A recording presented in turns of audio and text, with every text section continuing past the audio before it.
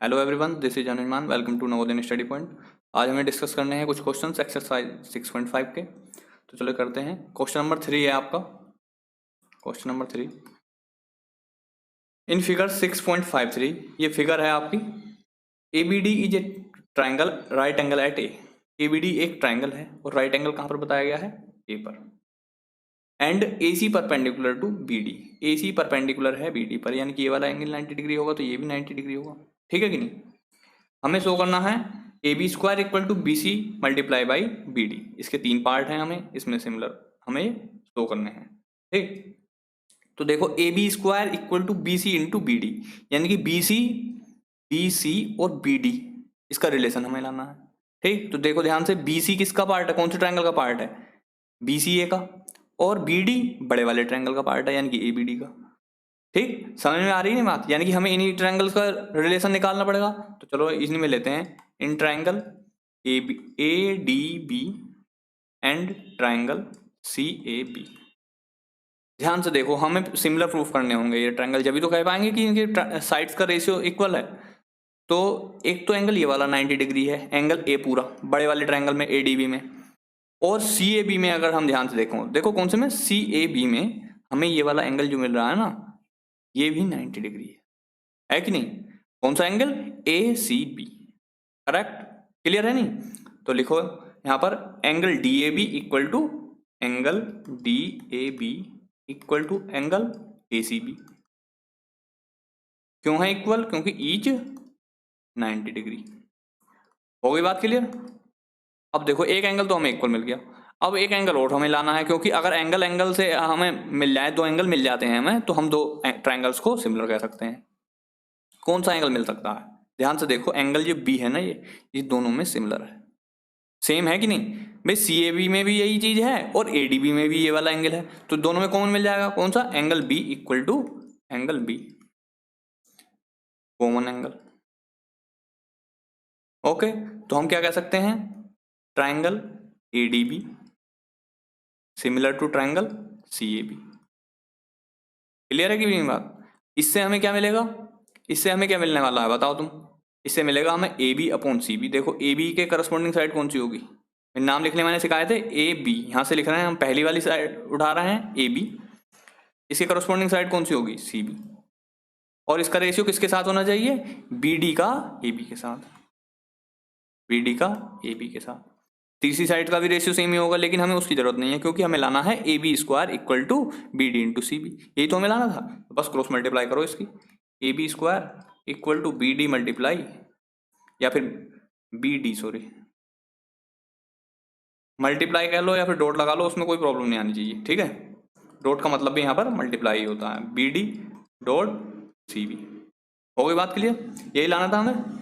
ठीक है कि नहीं भाई? CB को BC लिख लो, कोई दिक्कत थोड़ी आने वाली है, BC लिख लो चलो, अगर बिल्कुल उसी के तरीके से लाना तो। AB square equal to BC multiply by BD, बस यही लाना था। हो गया पहला पार्ट, हैंस प्रूव। नोट करो क्वेश्चन को, फिर बढ़ते हैं इसके अगले पार्ट पर।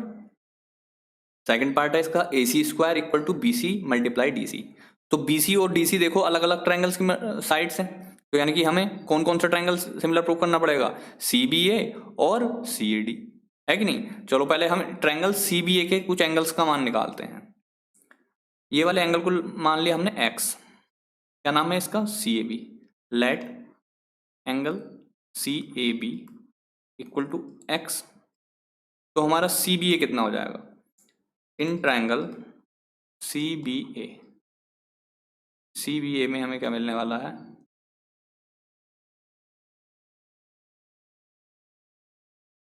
CBA में हमें मिलेगा एंगल CBA इक्वल होगा 180 माइनस, देखो 180 में से कौन कौन सा एंगल माइनस होगा? 90 डिग्री वाला। भाई ये जो है BC एंगल जो है ये तो 90 डिग्री है, और कौन सा माइनस होने वाला है? X, है कि नहीं? और 180 में से 90 माइनस करेंगे तो 90 बचेगा, यानी कि 90 माइनस X। तो एंगल CBA हमें मिल गया 90 माइनस X। क्लियर है कि नहीं? अब देखो एक बात और देखो ध्यान से, ये वाला जो एंगल था हमारा, एंगल A पूरा जो था 90 था, और एंगल CAB हमने X मान लिया, यानी कि एंगल CAD कितना हो जाएगा? 90 माइनस X, है कि नहीं? तो एंगल सी ए डी होगा हमारा 90 minus angle C A B, जो होगा हमारा 90 माइनस एक्स। भाई सी ए बी देखो सबसे शुरुआत में हमने एक्स माना था, तो एंगल सी ए डी कितना मिला हमें, एंगल सी ए डी मिल गया हमारा 90 माइनस एक्स। अब हम इन दोनों ट्रायंगल्स को सिमिलर प्रूफ कर पाएंगे कैसे।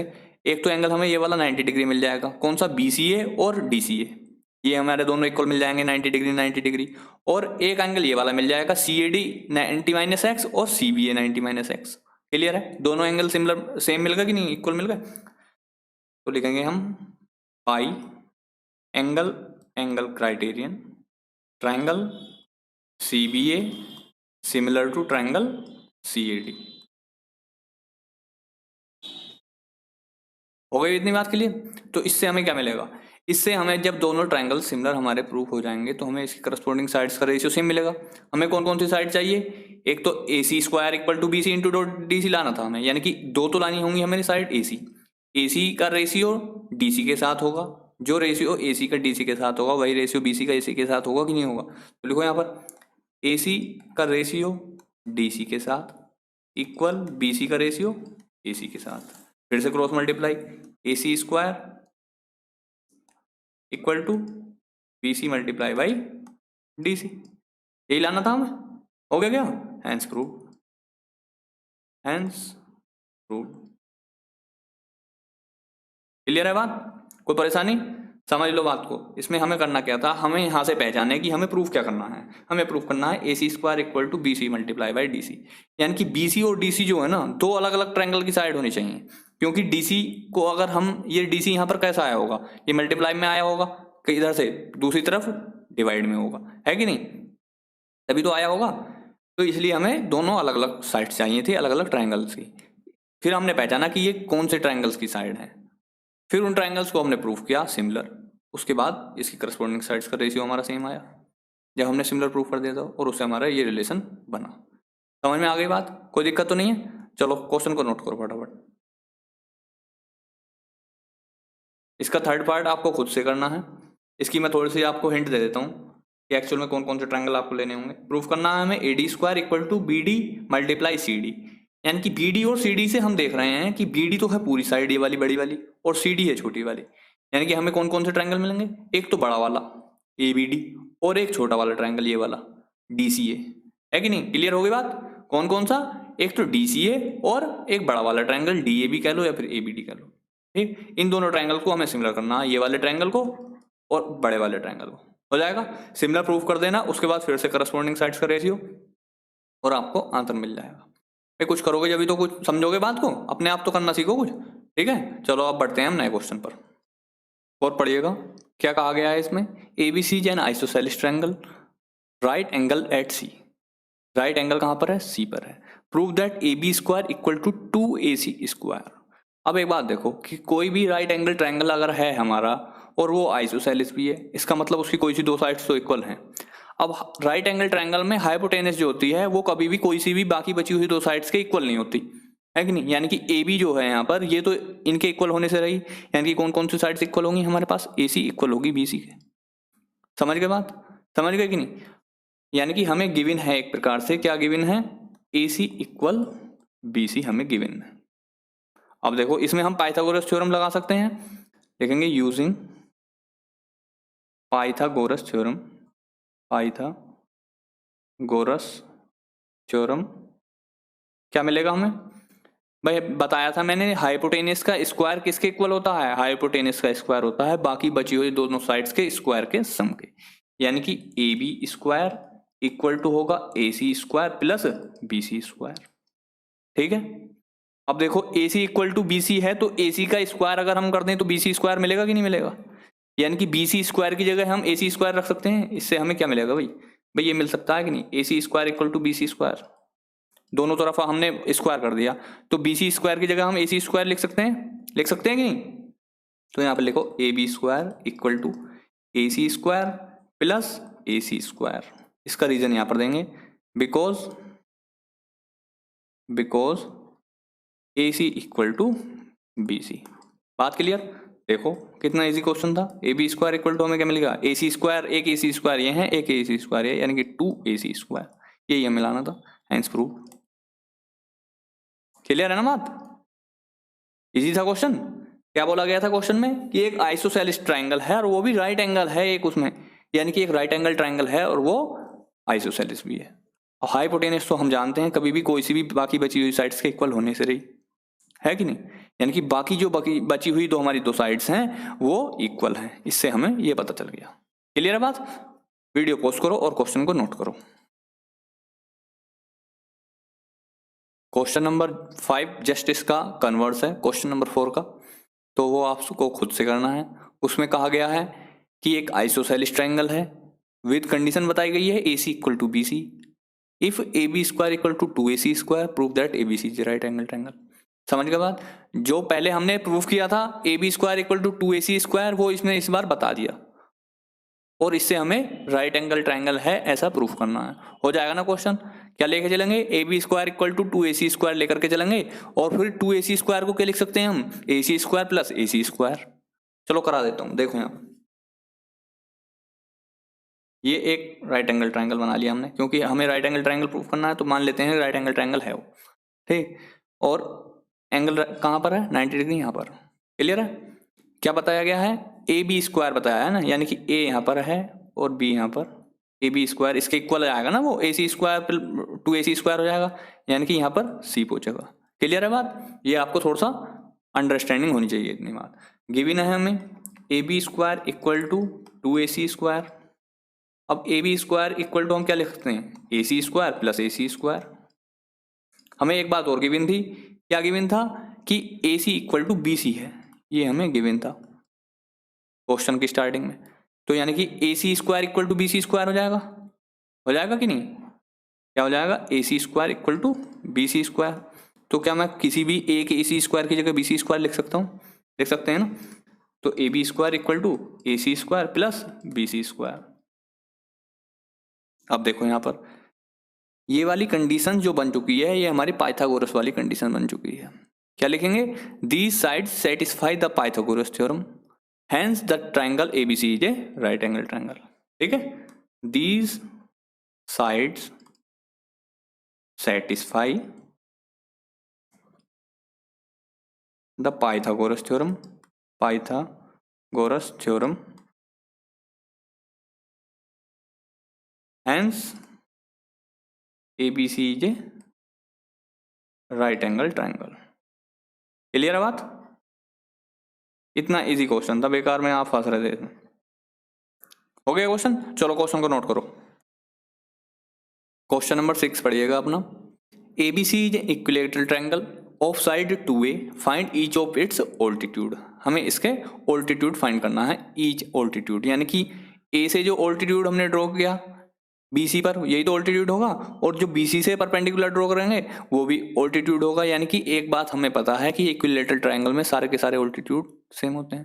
ठीक है, क्लियर है, तो हमें इसके ऑल्टीट्यूड फाइंड करना है, यानी कि एक ऑल्टीट्यूड हमें फाइंड कर लें अगर हम, तो हमें सारे के सारे ऑल्टीट्यूड मिल जाएंगे।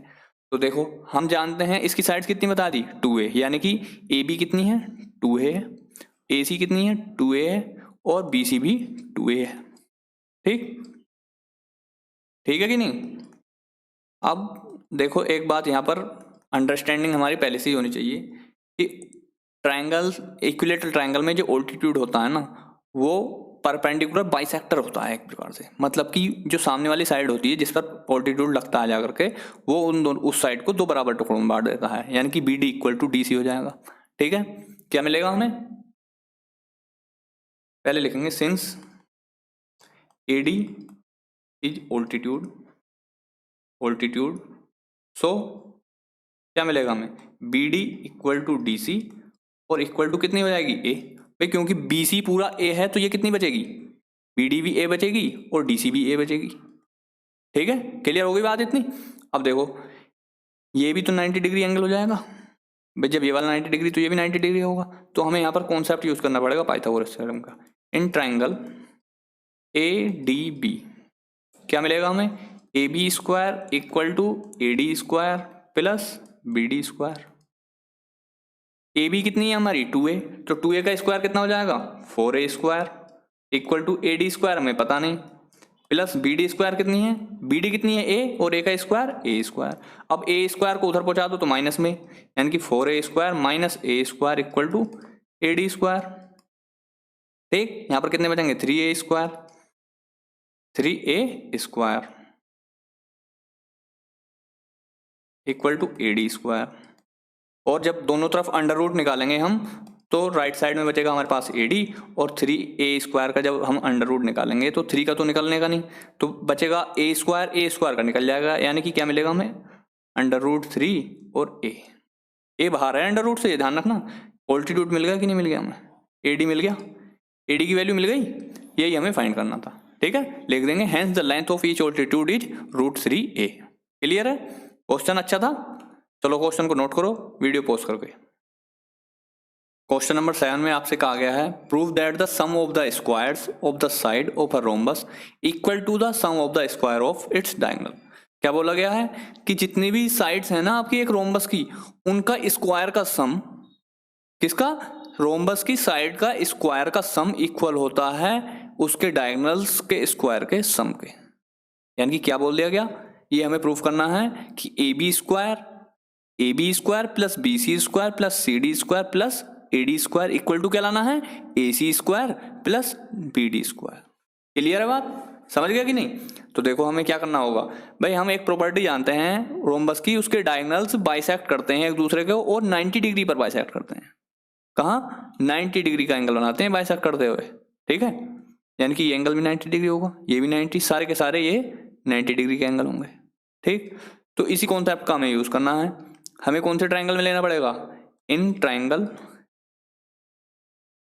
ए, मान लेते हैं इस वाले पॉइंट को हमने ओ मान लिया। ठीक, A O B, in triangle A O B क्या मिलेगा हमें भाई 90 डिग्री का एंगल ये है, तो हाइपोटेनस कौन सी हुई ए बी, यानी ए बी स्क्वायर इक्वल क्या मिला हमें A O square plus B O square. ठीक, इसे इक्वेशन फर्स्ट। फिर दूसरे ट्रायंगल में पूछ लो, इन ट्रायंगल बी ओ सी में पूछो, बी ओ सी में कौन सी होगी hypotenuse B C square equal to B O square plus C O square. Clear है ना इतनी बात। Equation number 2, in triangle C O D में क्या मिलेगा हमें D C square equal to C O square plus D O square. Equation number 3, in triangle कौन सा बच गया हमारा triangle D O A, in triangle D O A क्या मिलेगा यहां से हमें डी ओ स्क्वायर, किसके इक्वल मिलेगा ए डी स्क्वायर के, A D square equal to D O square plus A O square. Clear है नहीं बात। इक्वेशन नंबर आपकी 4 मिली। अब देखो हम इसकी साइड्स के स्क्वायर को सम कैसे कर सकते हैं भाई, ए बी हमें क्या चाहिए था ए बी स्क्वायर चाहिए था प्लस में B C square plus C D square plus A D square. ये सारी चीजें मिल चुकी हैं हमें, ए बी स्क्वायर ये रहा, बी सी स्क्वायर ये रहा, डी सी स्क्वायर ये रहा और ए डी स्क्वायर ये रहा। ठीक है, यानी कि इक्वेशन 1 2 3 4 को अगर हम ऐड कर दें तो हमें इक्वल में मिल जाएगा सब चीज। ठीक, लिखो add equation first second third and fourth. क्या मिलेगा हमें A B square plus B C square plus D C square plus A D square equal में क्या मिलेगा भाई, जब लेफ्ट हैंड साइड हमने सम की है तो राइट हैंड साइड भी तो सम करनी पड़ेगी हमें। क्या मिलेगा हमें A O square plus B O square plus B O square plus C O square plus फिर कौन सा क्या पार्ट मिलेगा हमें, देखो यहाँ से ध्यान से, फिर मिलेगा हमें पहली और दूसरी इक्वेशन भी ऐड हुई है, फिर मिलेगा हमें C O square plus D O square plus D O square और प्लस ए ओ स्क्वायर। ठीक है, इतनी बात क्लियर है। अब देखो यहाँ से ध्यान से देखना कि एक ए ओ स्क्वायर ये है, एक ए ओ स्क्वायर लास्ट में है, एक बी ओ स्क्वायर यहाँ पर है और एक बी स्क्वायर बराबर में है, यानी कि सारी की सारी टर्म जितनी भी है ना हमारे पास, जितनी भी साइड्स के स्क्वायर हैं वो दो बार है। ठीक, ए ओ स्क्वायर भी 2 बार है, बी ओ भी 2 बार है, सी ओ भी 2 बार है और डी ओ भी 2 बार है। यानी कि क्या मैं 2 कॉमन ले सकता हूँ इसमें से, 2 कॉमन ले लिया तो हमारे पास क्या बचेगा A O square plus B O square plus C O square plus D O square. ठीक है, क्लियर है इतनी बात? पहले इतनी बात को नोट करो, फिर बढ़ते हैं इस पर, क्योंकि ऊपर रफ करना पड़ेगा हमें। ठीक है, वीडियो पॉज करो और नोट करो इतना। हो गया भी नोट? चलो यहाँ पर देखो हमें क्या मिलने वाला है। इस पूरे पार्ट को क्या मान लेते हैं हम, ये वाले जो साइड्स का स्क्वायर है इसको मान लेते हैं एक्स इक्वल टू मान लेते हैं। चलो एक्स मान लिया हमने, क्योंकि इतनी बड़ी बार बार लिखना पड़ेगा उसके लिए हमने एक्स मान लिया। ठीक है, तो एक्स इक्वल टू क्या मिलने वाला है हमें। अब ध्यान से देखो, डायगोनल की एक प्रॉपर्टी क्या होती थी, क्या बताई थी मैंने, कि डायगोनल्स बाइसेक्ट करते हैं एक दूसरे को और राइट एंगल पर बाइसेक्ट करते हैं। यानी कि बाइसेक्ट का मतलब क्या होता है, दो बराबर टुकड़ों में, यानी कि ए O equal to C O है और B O equal to D O है, और इनके स्क्वायर्स का सम स्क्वायर भी इक्वल होंगे, यानी कि ए ओ का स्क्वायर सी ओ के स्क्वायर के इक्वल होगा और बी ओ का स्क्वायर डी ओ के स्क्वायर के इक्वल होगा। क्लियर है ना इतनी बात? यानी कि जहां पर बी ओ स्क्वायर लिख रहा हो वहां पर मैं डी ओ स्क्वायर लिख सकता हूँ ना। ठीक है, तो क्या लिखेंगे, 2 A O square plus B O square plus C O square की जगह इस बार मैं ए ओ स्क्वायर लिख रहा हूँ। ठीक है, A O square plus D O square की जगह बी ओ स्क्वायर। क्लियर है इतनी बात? इसका रीजन यहां पर लिख देते हैं चलो, क्योंकि ए O equal to C O है और B O equal to D O है। ठीक, इसका रीजन इतना हो गया। क्लियर है इतनी बात? देखो यहाँ पर एक्स इक्वल टू क्या मिलेगा हमें, 2 फिर से ए ओ स्क्वायर और ए ओ स्क्वायर होगा, यानी कि 2 ए ओ स्क्वायर प्लस एक बी ओ स्क्वायर ये है और एक बी ओ स्क्वायर है, यानी 2 बी ओ स्क्वायर। फिर से 2 कॉमन बाहर, यानी कि मिला हमें 4 A O square plus B O square. और हम जानते हैं, क्या जानते हैं हम, ए ओ जो है, देखो यहां से ध्यान से देखना, ए ओ क्या है, ए सी का आधा है कि नहीं है भाई। ए O equal to C O है, यानी कि ए और सी ओ को जोड़ दें तो हमें क्या मिलता है, ए सी मिलती है। तो ए ओ जो है आधा है किसका, ए सी का। क्या मैं ए ओ की जगह ए सी लिख सकता हूँ, हाफ ऑफ ए सी। क्या लिख सकते हैं, A O equal to half of A C. ठीक, और जब ए ओ स्क्वायर की जगह लिखेंगे हम तो क्या मिलेगा हमें, ए ओ स्क्वायर कितना हो जाएगा, इसका भी तो स्क्वायर होगा, यानी कि 1/4 ए सी स्क्वायर। ओके, ऐसे ही बी ओ स्क्वायर की जगह क्या लिख पाएंगे हम, बी ओ स्क्वायर की जगह बोल रहा हूं मैं, बी ओ की जगह तो लिखेंगे हाफ ऑफ डी बी, और बी ओ स्क्वायर की जगह 1/4 डी बी का स्क्वायर। क्या लिख पाएंगे हम, ए ओ स्क्वायर की जगह लिखेंगे पहले तो 1/4 ए सी स्क्वायर, और बी ओ स्क्वायर की जगह 1/4 D B square. Okay, question lengthy है लेकिन अच्छा है। एक्स इक्वल टू 1/4 दोनों में से कॉमन निकाल दो, यानी कि 4 की मल्टीप्लाई 1/4 से, बचा क्या हमारे पास, A C square plus D B square. ठीक, और 4 से 4 की मल्टीप्लाई यहां पर कैंसिल हो गया, एक्स इक्वल टू मिला हमें A C square plus D B square. ठीक है, नीचे वाले को रफ कर देता हूं मैं।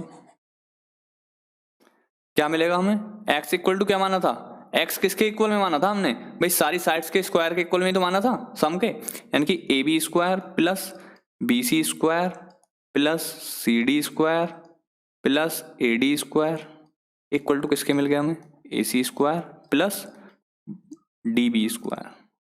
ठीक है, यही लाना था हमें भाई। देखो ये साइड्स का स्क्वायर का सम है और ये डायगोनल्स के स्क्वायर का सम है, यही हमें प्रूव करना था। लिख देंगे यहाँ पर हेंस प्रूव्ड। समझ गए, क्वेश्चन अच्छा था, ध्यान से समझना, ना समझ में आया हो तो दोबारा क्वेश्चन को रिपीट करो, समझ में जरूर आएगा। ठीक है, चलो फिर वीडियो पॉज करो, नोट करो। आज के लिए इतना ही रहने देते हैं, बाकी बचे हुए क्वेश्चंस नेक्स्ट वीडियो में कवर करेंगे। ठीक है, वीडियो अगर अच्छी लगे हो तो लाइक और शेयर करना, जो भी लोग नए आए हुए हैं चैनल को सब्सक्राइब कर लेना, बेल आइकन भी दबा लेना, जिससे आने वाली वीडियोस के नोटिफिकेशन आपको मिल जाए। ओके, धन्यवाद।